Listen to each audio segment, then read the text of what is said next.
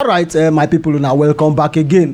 We're not going to take too much time this time around. We will just go straight to the point. We still get Barrister Bello inside the studio. He don't tell us so many things. He don't come on top the show, come clear President Tinubu, say wetin he do concerning that Benin Republic coup, say he did constitutional and say he did right. That in fact that is the right thing for him to do, or else that coup for really affect Nigeria as an ECOWAS country where they very close to Benin. At least una know wetin we dey face with insurgents here and there. You know, say na border countries na they pass enter Nigeria as our military people they claim most of the time.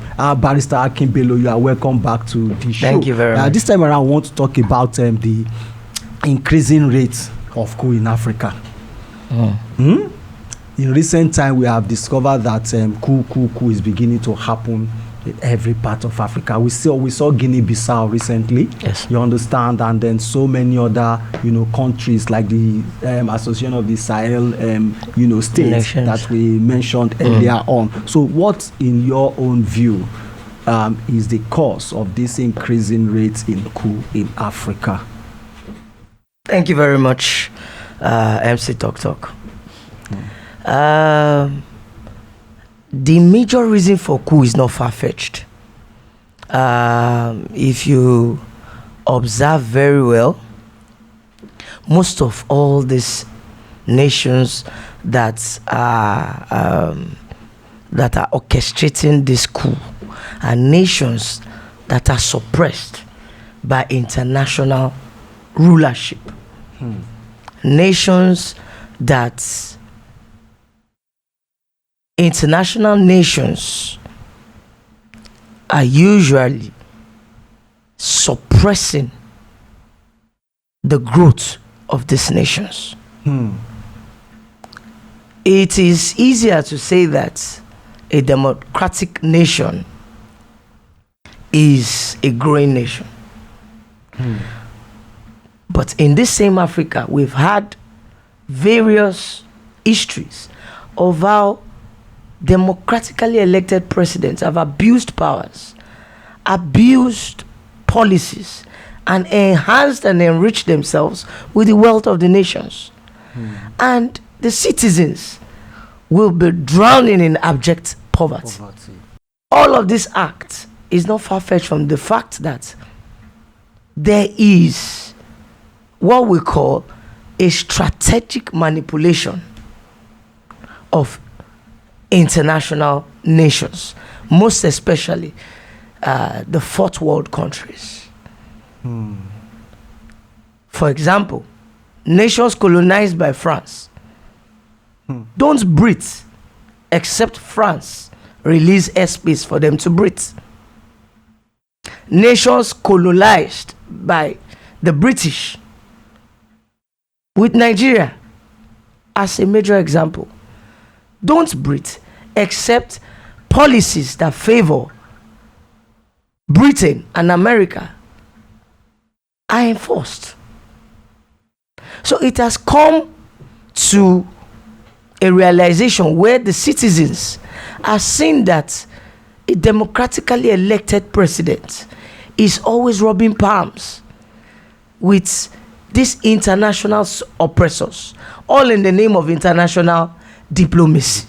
Natural resources will not be allowed to be explored by these nations. Most nations in Africa are rich with natural mineral resources, but because these international communities survive and live under the mineral settlement of Africa, they will establish policies that will only allow them to be explorers of these mineral resources. So most of these Sahel nations, if you go to the background, most of them came about realizing that this democratic thing is not working for them, because these politicians are always controlled by their oppressors, their colonizers, most especially France, Francophone nations. They will even go as far as liaising with You know, the old time slave mongols that they all colonized these nations. Imagine Portuguese enslaved history is still currently floating in Africa. So they've turned Africa's resources into a round table sharing formula, making most of these nations to drown in abject poverty without them growing. If you ask many Nigerians on the streets, they will tell you that they wish for military to take over. And that is not that is the outcry Because of the people. our politicians, it's obvious that once they have these international backings, they misbehave.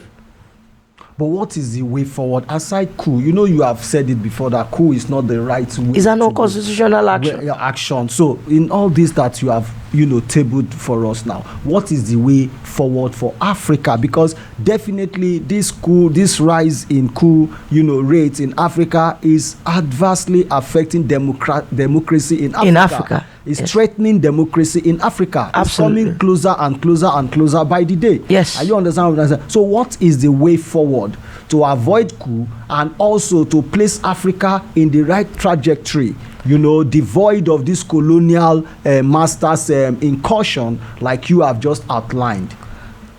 MC Talk, the master class approach to stop all of this is the international communities and releasing their hands off Africa. How? Who is going to make them do it? That's what we're saying. How do we as Africans make them hands if off? The international community don't hands off Africa, I will tell you that nations like Nigeria may join the Sahel nations. The problem I'm having is, how do we make them hands off? Because right now we are having a crop of politicians across board in Africa who are like puppets to this international all of them communities. are puppets to them. Are you understand what I'm trying to say? So now, if you are not a puppet, you can't rule in Africa. The African people are the ones suffering for this, and that is why you see them calling on the military to come as their liberators. The military as people who will come and, you know, liberate them from this modern day slavery that Africans are passing through. Are you understanding what I'm trying to say now? So our politicians are culpable. You understand? Look at Cameroon the other day. A 90-something years old man, you know, over I think almost 90, Paul Biya, has been ruling the country for over 40-something years. That's so sad. Won another election again. The eighth time. The eighth time. How did he win? And you see, this Republic of Benin, I heard that the house, you know, was going to put up his tenure was to expire April next year. Want to extend this tenure. They want to extend it to 7 years single tenure. Look at the wickedness. Are you understanding me? So what is the way forward for Africans? MC Talk. The truth is that Africans know how to deal with Africans. I will always say this for free, but because there is a powerful intruder, and the truth is that question you asked, that's how. I came across a book written by Olarotimi, and it talks about the anthropology of the antics of politics. The truth is that those who gave us democracy are actually the detractors of democracy. Because if you say democracy, we should be left to decide. But I can tell you for free, there is no African nation that is left to decide. Because if they are left to decide, Africa will blossom into a diamond continent. With all the Africa is going to be the glam of the world. But you know, there's a saying by a renowned preacher that I will never ever forget. You know, Kenneth Cogan. Okay. He said, when you are in a situation and you realize that the only help you have will come from that person who has caused you that helpless situation. You are helpless. You don't know what to do. This person has taken over everything about you. We are talking about the spiritual dynamism. Yeah. And you realize that the only way that you can have this freedom is to go back to this your detractor to help you. You will know that it only takes God for you to get freedom from that. The major problem of Africa is the involvement of the international POTUS from the policy, the growth, the mineral resources of Africa. It's a very sorry situation. And even legally speaking, Africa is in the tightest of corners.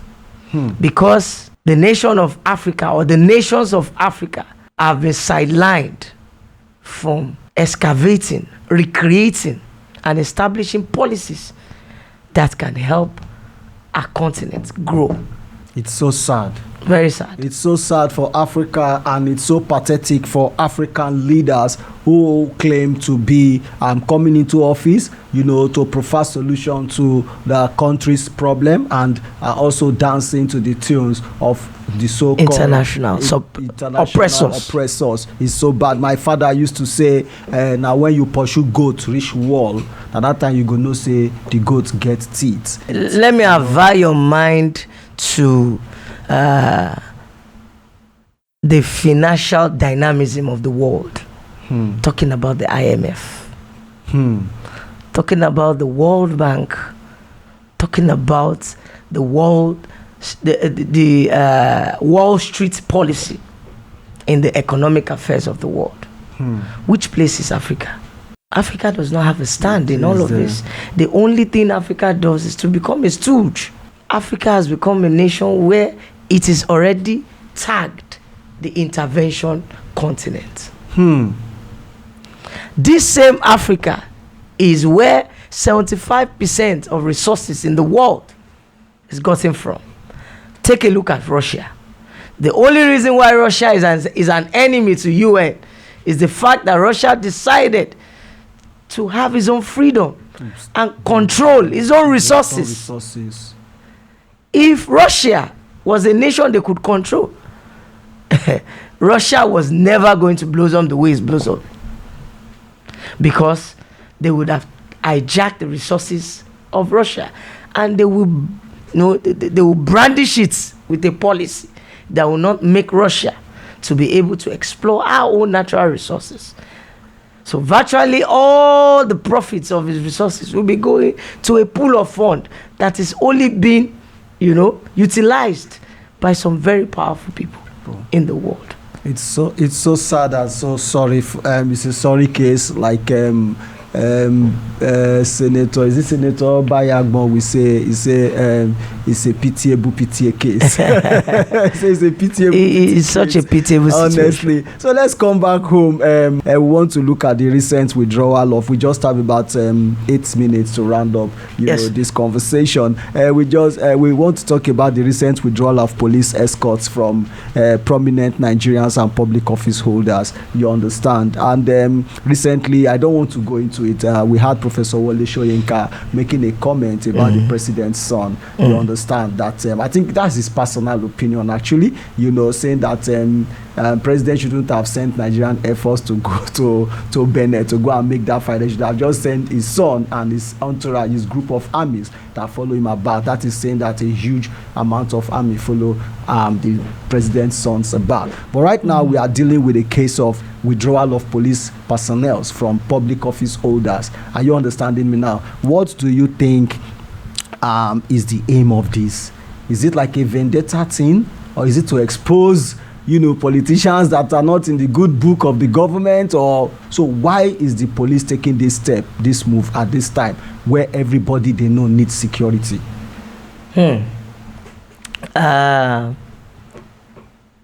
I think the IG took that decision after there was a very serious hit on Nigeria from President Donald Trump. If President Donald Trump had not given them that hit, that order wouldn't have come to pass. It's not far-fetched from the fact that the Nigerian police force has been romancing its affairs with politicians. The issue of insurgency has not been approached properly. And the international community has critically observed that if the policing system is in a proper shape, this insurgency is not going to, is not going to go out of shape that, that will be causing a mess to the, to the country. So there was a security address from the American government that the security agency in Nigeria should tighten up, their services to the taxpayers of Nigeria. And I believe that is where that order brewed from. And that's also led to the passage of the police reform bill on the floor of the Senate, where it was emphatically expressed by a member of the House, I think Senator Bello or something from Adamawa or thereabouts, where he emphatically stated that there is an overflow of the Nigerian police force going out of its original service and rendering service more to VIPs in the country rather than the citizenry of the country. Certain sections, I don't want to go into quoting of sections, but certain sections of the Constitution has empowered the establishment of the body that controls the Nigerian police. We have 3 arms of government, right? We have the executive, we have the judiciary, and we have the legislative arm. Under the judiciary comes with, the extensive duty of looking into the laws of the nation and also acting upon the laws of the nation. The courts have been established, the judicial system have been established to look into the laws of the nation that is established by the legislatures. While the police, which comes under the security arm, has been established to act upon those laws that have been established on the floor of the Senate, on the National Assembly. So most of all these policies and laws that have been established with particularization to security have not been actualized. Rather, the Nigerian police have been hijacked by certain individuals, quote and unquote, called VIPs. As a matter of fact, before that order, if MC Tok Tok is going to Abuja and he feels he's not safe, you write a letter to a certain arm of the Nigerian police through the IGP requesting for, security. And there's a module for it. There's plan module 1, module 2, module 3, module 4.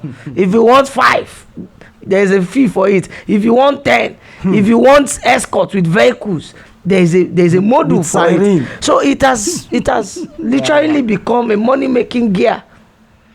And so many police officers have been leaving their permanent place of national service.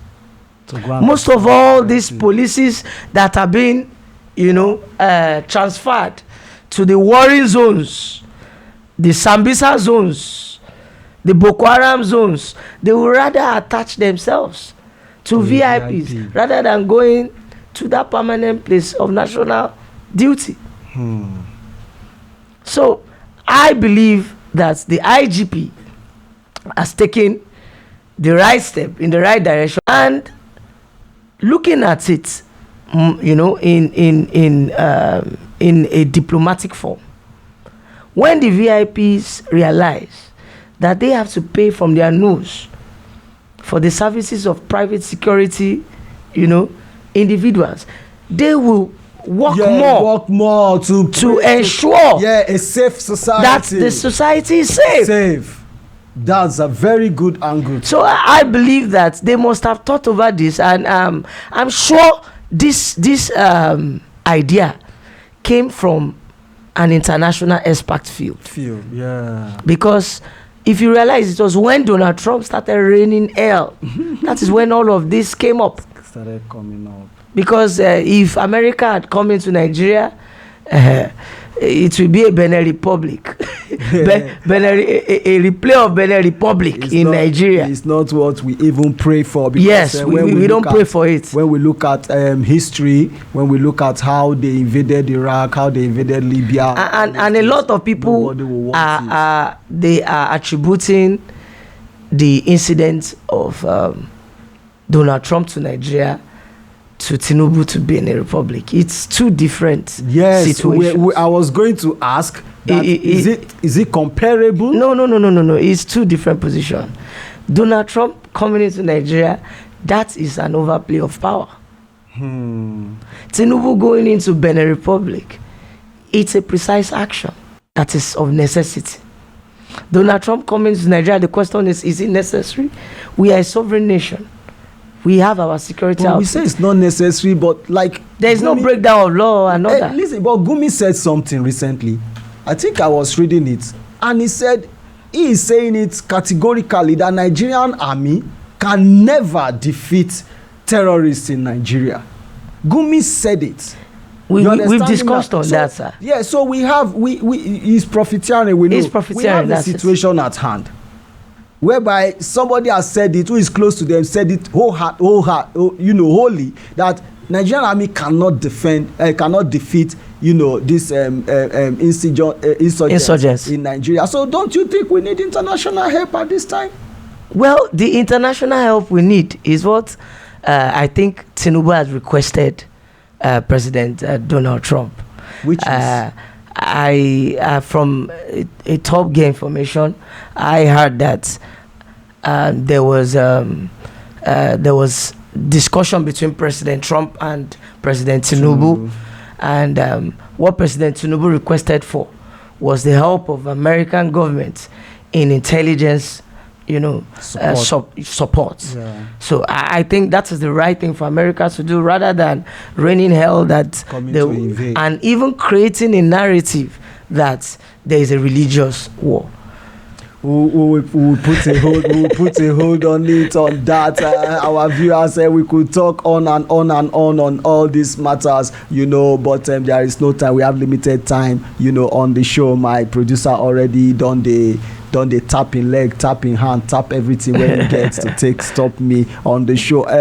Barrister Bello, it's always a pleasure having you, with us on the portmanteau. Thank you very much. You again, because we know that there are so many issues, coming up in this country that we really need to make straight, so that the people out there can really understand what is happening. You understand? Thank you so very much. Thank you very much, sir. Thank you very much, sir. Thank you so much. Thank you very much. Our people now don't hear. So before we quench generator on top of the show, I say make I quickly sound on this alert. I bet before you buy anything for this Christmas, make sure so they buy from the right source. There is a video where we go pop up now. We see where somebody they mix dye when they take the dye cloth, they mix am with palm oil to make the oil red. And we don't, from information we gather, consuming dye, it leads to cancer. Abeg, before you buy anything for this Christmas, make sure say you buy from the right source. And we dey always tell una, say this conversation not the end here. We dey carry am on all our social media platform.